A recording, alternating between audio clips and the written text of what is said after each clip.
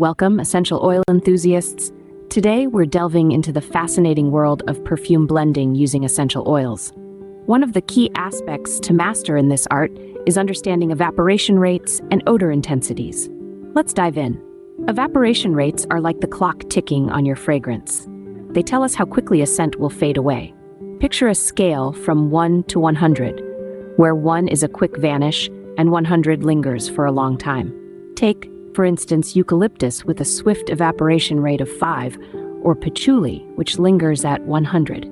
Surprisingly, basil, typically a top note, behaves more like a middle note in terms of evaporation. Now let's talk about odor intensities. This is how strong a scent comes across. Imagine a scale from 1 to 10, where 1 whispers and 10 shouts. Again, there are surprises. Lavender, often seen as gentle, can pack quite a punch. Notice how bergamot, cypress, and lavender sit at a mild 4, while basil, jasmine, and peppermint command attention at a robust 7. Understanding these factors is crucial in crafting harmonious blends. Your intuition and nose will become your best allies as you gain experience.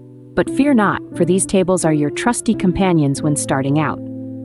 Armed with knowledge about evaporation rates and odor intensities, you're now equipped to embark on your journey of creating your very own signature perfumes. Happy blending!